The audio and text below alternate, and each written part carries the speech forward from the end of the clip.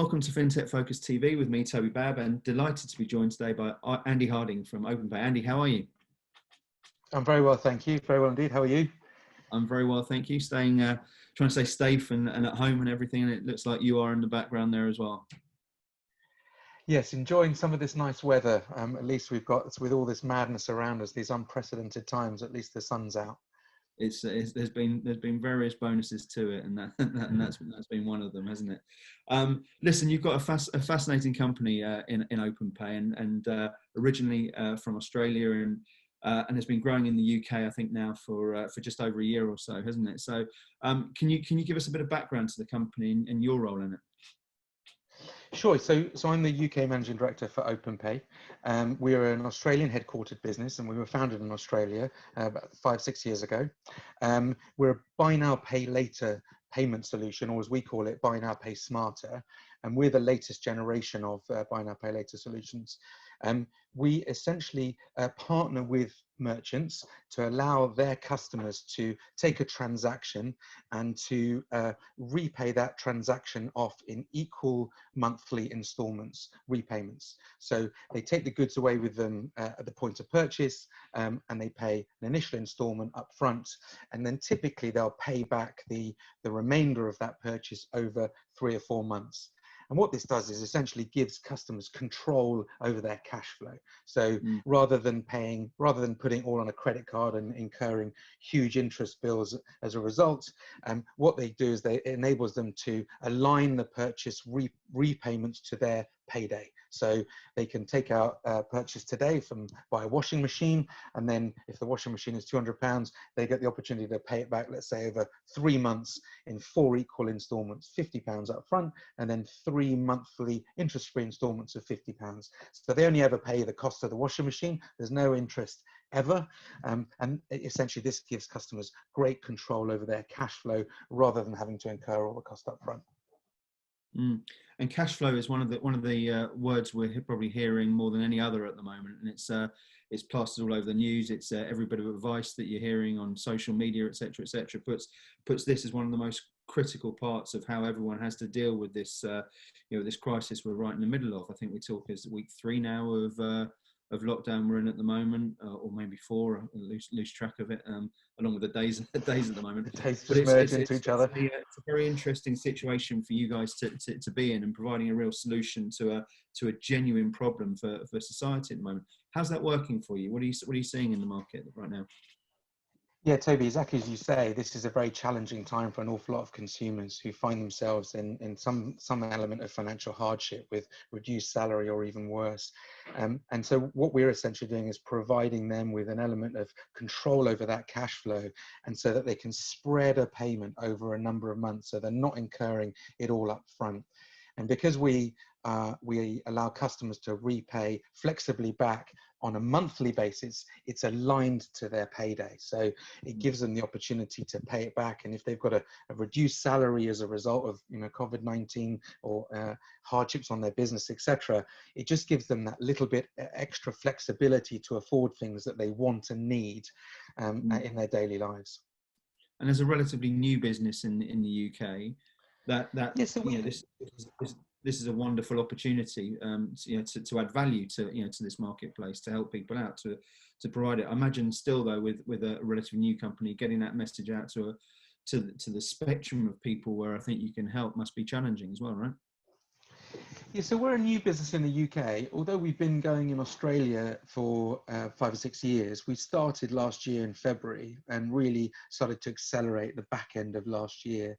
But we're still relatively new into the marketplace. There's 1 or 2 other providers who have been here doing a little bit longer. So we aren't quite the brand name in consumers' minds yet, but we've started to get some traction with a number of big retailers. And because of the environment now, we offer benefits to both consumers, as we talked about, in helping them with their cash flow, but also to merchants. Retailers are finding it a really challenging period right now. We saw the news yesterday of Oasis and Warehouse going into administration, and I think fashion retail in particular are really struggling right now. And I think what we are able to do is offer merchants some added benefits for a number of reasons. One in that we see increases in average transaction value for merchants. So consumers, because they can have more control over their spend and they can split a payment across a number of months, it means that they can afford a little bit more upfront. Their initial outgoing is significantly less than they would have paid if they had to pay the whole transaction upfront. And that means that they tend to spend a little bit more, they upsell a little bit, and that helps merchants clearly. The other thing that we notice is that we see across all of our merchants a reduction in returns. And returns are a really big problem for retailers right now, especially online retail, where consumers, are less confident about the things that they're buying because they don't get to touch it and feel it. And so we see typically around 20% reduction in returns from the merchants that we work with. So average transaction value increases and reduction in returns really helping merchants through what is quite a challenging time.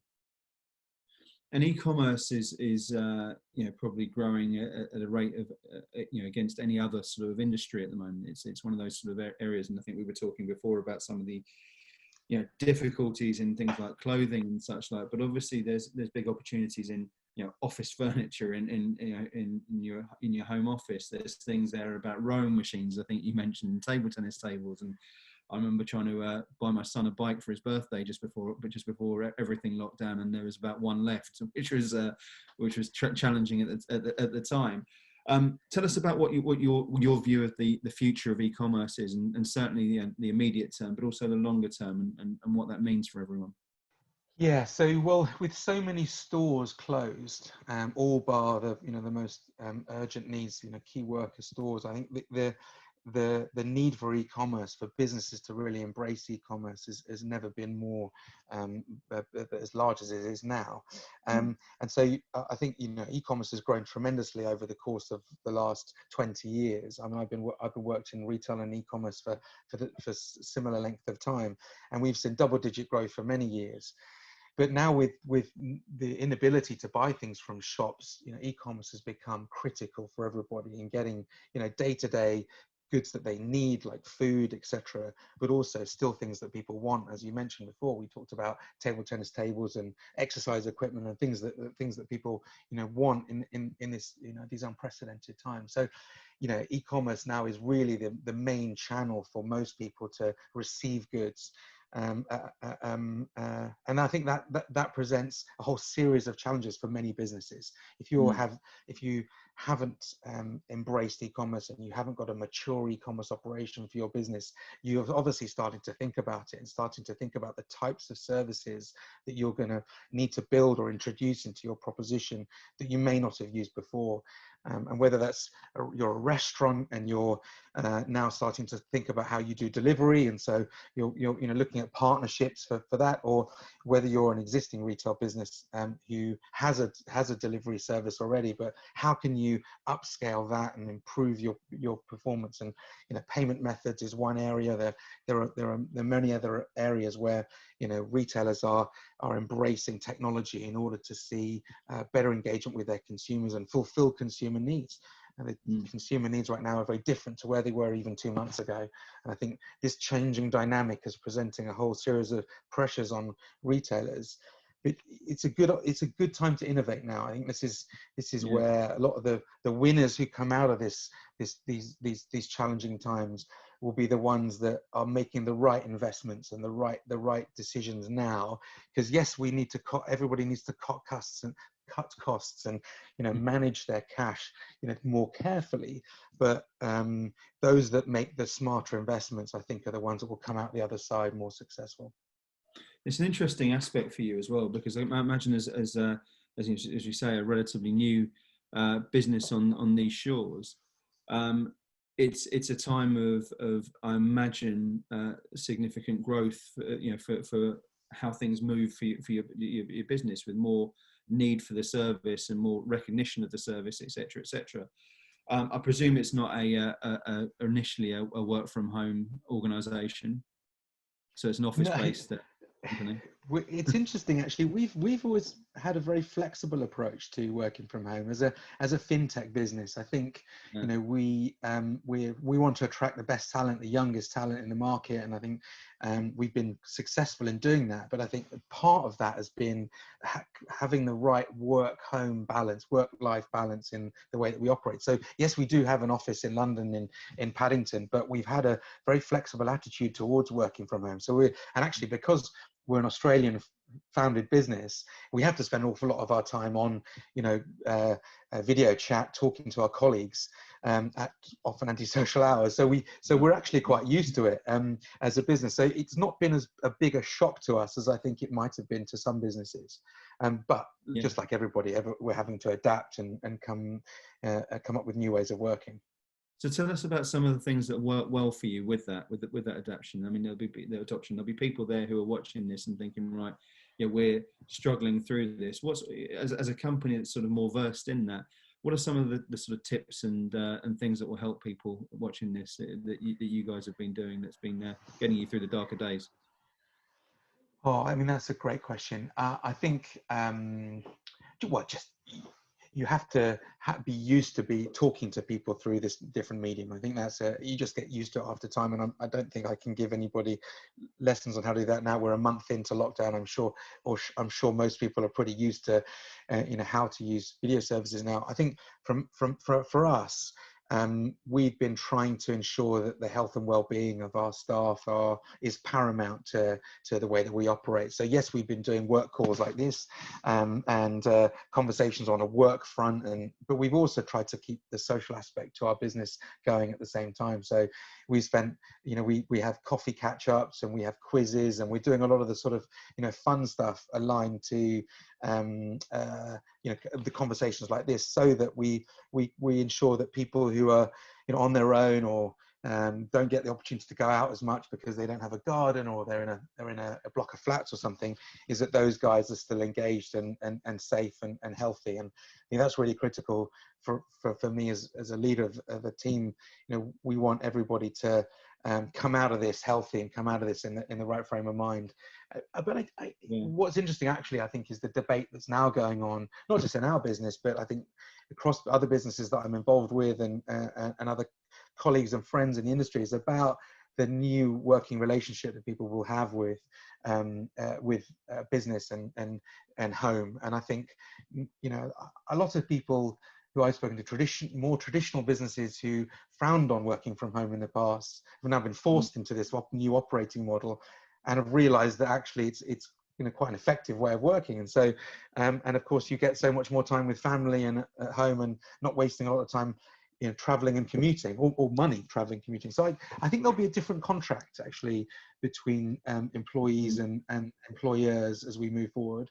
What that looks like, who knows? And I guess a lot of it will depend on how long this goes on for, but it'll be really interesting. But I think we're talking to a lot of customers and clients, so we're having good conversations with some merchants who are finding that this is a good opportunity for as I say, buy now, pay later. They're looking for ways to drive their e-commerce business and help customers who potentially are having difficulties. And I think this is the conversations I'm having with merchants, like this, rather than meeting up with them, are different, but they're still quite effective. You do get a quite like the one-to-one relationship that a video conference has. That still gives you the opportunity to connect and discuss what how you can work together. Absolutely, I think it's a fascinating. And look, I'll admit to being one of those people who's probably come through a pretty old school way of working for 20 years, and we've been doing work from home for a couple of years now, and I've sort of staunchly defied it myself, and mainly because of the shouting I'm hearing next door at the moment as we're talking. But I think it's fascinating to think, actually, do you know what, there is so much more that can be done, and the focus and the discipline of what's happening, I think, has been phenomenal for me to watch from my team, and it sounds like exactly the same thing's happening now. This is a horrible scenario to be in, but the actual benefit of it happening at the moment with so much technology that allows people to work and so many different things that allows us to sort of continue as an industry has been fascinating to see. Yeah, I mean, I think one of the great differentiators for us as a buy now pay later solution in this market is that we have a very responsible attitude to lending, and that, I think that separates us from from our peers in this market, and that's really important, because when you're in the world of lending, it's there's some sentiment out there around, and you see it through social media, where people have got into trouble because they borrowed money or they bought things using a scheme that's got them into trouble later, and then of course that reflects badly on the brand that sold them those goods in the first place. Not necessarily the payment solution that facilitated it, but the brand that did. And I think our clear point of difference is that we're a responsible lender, and we, a brand, we work with a retailer, they trust us with their brand. They're putting their brand in our guard, our trust, if you like. We are the guardian of their brand when it comes to lending to their consumers. And so I think that helps with having conversations like this over video conferences. Is difficult to build that trust. It's much harder to do when you have somebody in a room and you build a relationship with them. Building trust is an easier thing to do. It's harder on video conference. And I think so for us, our whole philosophy and proposition is easier to build that trust, because we come from that sort of whole responsible background. It's I think people and merchants, our retail partners, feel more at ease because of that. And so having these conversations like this, where it is a bit harder to build relationships, does make it a little bit easier. It's an interesting dynamic, isn't it? When you don't know somebody and you start to have a conversation with them or build up a rapport, and you can't do it face to face or even over a beer or whatever, or a bite to eat, etc. It requires a different sort of engagement. And I think we're benefited from the fact that our proposition comes from that trusted, responsible sort of philosophy, if you like. I think it helps. I think it's absolutely the time for a business like yours, isn't it? I mean, when you put those values at the forefront of what you're doing, and you're providing a solution that absolutely needs that. Look, without being too grandiose about that, this is exactly the sort of thing which the world needs at the moment. You're solving, and whenever I look at any business in the fintech space that's got real value and traction and future to it, you're looking at businesses there that are adding, that are solving genuine problems. And the genuine problem we're seeing at the moment is cash flow. It is problems with retailers and how they can still thrive and survive as much as anything else in this marketplace. And for a business there to help on both sides of it is relatively unique, and I think it's a really good and valuable proposition that you guys have got for it. And speaking of that, so look, we're in this unprecedented time where I think the future and what happens next is so variable to so many people. What's it mean for you guys? Where do you go from here? What's the plans for the rest of the year? Oh yeah, that's a good question, Toby. I think for us, this is a great opportunity, because we're seeing a need, for, as you say, from merchants' perspective and from consumers' perspective, for buy now, pay smarter solution that we provide.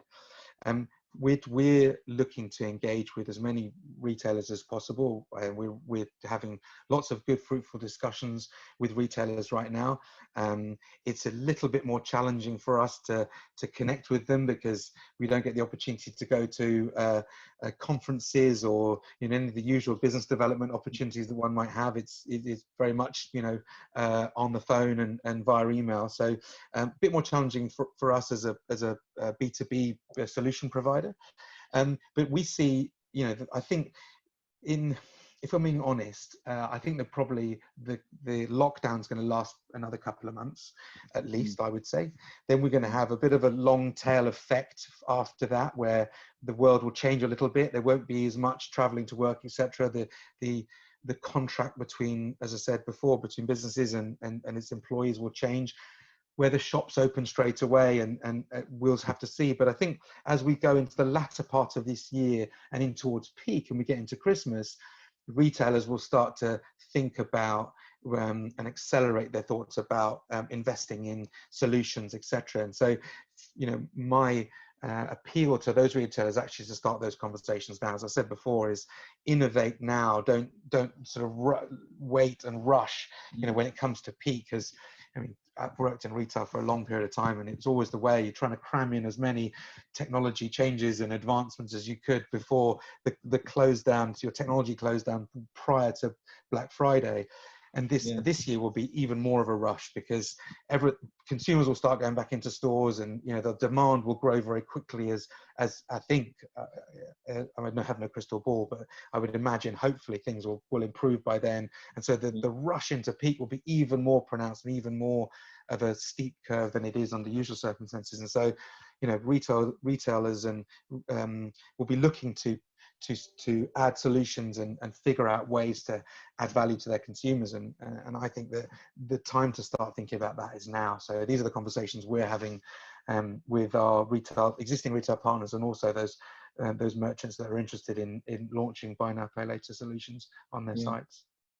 I think this whole concept of innovation is so important, isn't it? Because there will be times that these pause buttons, as it's been spoken about, is a time where great invention does come through from it. And there's been all sorts of various historically correct or incorrect, depending which way you look at it, of all the various things that have come out of plagues or various other stages in the past. But I absolutely agree with you that the companies there who are forward thinking and innovating and looking for opportunities from this, and really probably doing exactly what you're doing, which is putting the needs of the consumer right at the very heart of that innovation. It provides a great opportunity, I think, moving forward, and it'll be very, very interesting to see the ongoing benefit. And we know how much difficulty and hardship there is around this, but I think it's our duty almost as humanity to really make sure that this is a time where we can innovate and provide real value moving forward for the longer term and for the greater good as well. Yeah, no, I think that's absolutely right. This is a great opportunity for learning lessons and thinking about things differently. I mean, you don't get many forced opportunities like this. And yes, there are huge amounts of challenge, undoubtedly, and we shouldn't underplay that at all. But I think that there's, in difficult times comes the opportunity for us to think differently and come out with different solutions. I mean, I think if you're seeing your penetration of your business for e-commerce increase dramatically, if your e-commerce sales are going up significantly at this time, which most businesses will see that, you've got to think of the knock-on effects of that. What does that mean for you? And so returns, for example, is a great example. A lot of businesses won't have seen the level of sales from e-commerce that they're seeing right now. That this will be unprecedented times for them in terms of their sales. But of course, that also means they'll be seeing unprecedented levels of returns coming in. And so they've got to think very differently about how they process those returns, how they try and minimize those returns, what sort of, what's their returns proposition and to customers. And so, how can businesses help with that sort of problem? It's a nice problem to have, in a sense, because you've got lots of sales going out the door, but you've got to manage that as much as anything else. And so solutions like Openpay, where we do see reduction in returns, is another great opportunity for helping retailers manage these challenging times and different circumstances that they find themselves under. Absolutely. Sorry, excuse me. So Andy, look, there's so much we could talk about on this. I find it fascinating. I think it's a really interesting business you guys are doing. I'm glad to hear that it's BAU and things are, or as much as it can be, but things are continuing to go well for you guys. And I wish you the very best of luck for everything moving further forward from it.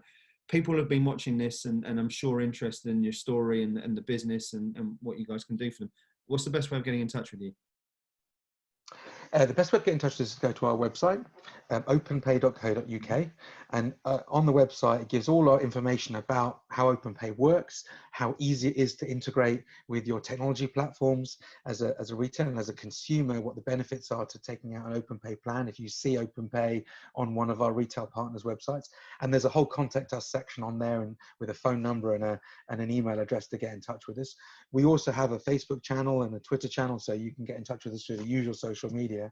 But yeah, it's been great chatting to you today, Toby. Thanks very much for a great conversation. I hope it's been interesting. I hope the people that are watching have found Openpay's story and our proposition interesting. And as you say, if anyone is interested, please do get in touch with us. Well, it's certainly been interesting from my side. So I hope I speak for the I hope I speak for the nation when I'm echoing that. It's a really interesting time. And to see businesses like this who can add real value to it, and to be able to share that story a little bit further is a real honour. So thanks for taking the time to speak with us. I know I know how busy it is for you as well at the moment. So I genuinely appreciate that, and good luck with the rest of the business. If we can help in any way, just give me a shout. It'd be great to speak to you again. Well, great pleasure. And thanks very much for your time today. I really, really enjoyed that. Stay safe. I hope you and the family stays healthy and well, and look forward to having a beer and catching up on the other side. Definitely looking forward to that. Thank you for joining us. Thank you all for watching, and we'll see you soon on another episode of Fintech Focus TV. Thanks a lot.